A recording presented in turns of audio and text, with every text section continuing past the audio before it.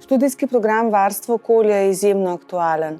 V skladu s cilji trajnostnega razvoja je zelena preobrazba družbe ena temeljnih zavez, ki jo je sprejela tako Slovenija kot tudi druge države članice Evropske unije. Zato bo potreb po tovrstnih kadrih vedno več in bodo zaposljivi na vseh področjih, tako v javnih zavodih kot tudi v gospodarstvu. Diplomanti končajo prvo bolonjsko stopnjo in pridobijo visokošolsko diplomo. Ta odpira neslutene možnosti zaposlitve tako v javnem sektorju kot tudi v gospodarstvu. Dostikrat ni toliko pomembna vrsta kot stopnja izobrazbe in študijski program je primeren tudi za tiste, ki želijo napredovati na delovnem mestu.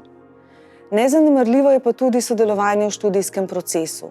Udeleženci spoznajo predavatelje, predavatelji so zaposleni na različnih strokovnih področjih in tudi sošolci, udeleženci izobraževanj imajo številne informacije o prostih delovnih mestih.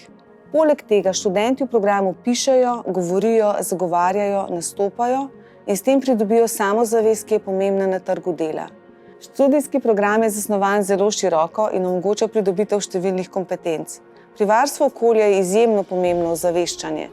Da lahko ozaveščamo, pa moramo problematiko dobro poznati. Zato program vsebuje tako vsebine iz zgodovine, družbenih dogajanj, kot tudi pravne podlage. Komunikacija, to je moje področje, je tudi vpeta v program in pomeni, da študente usposabljamo za to, da znajo primerno komunicirati, da znajo nastopati, da znajo zagovarjati svoja stališča in da jih znajo utemeljevati, da znajo reševati konfliktne situacije in da znajo pritegniti k zanimanju. Udeležencem svetujem, da v največji meri izkoristijo svoje življenjske izkušnje.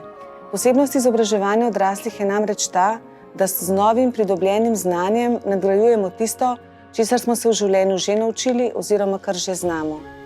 Prednost študija na šoli BNB vidim predvsem v veliki povezanosti med zaposlenimi v referatu, med predavatelji in študenti.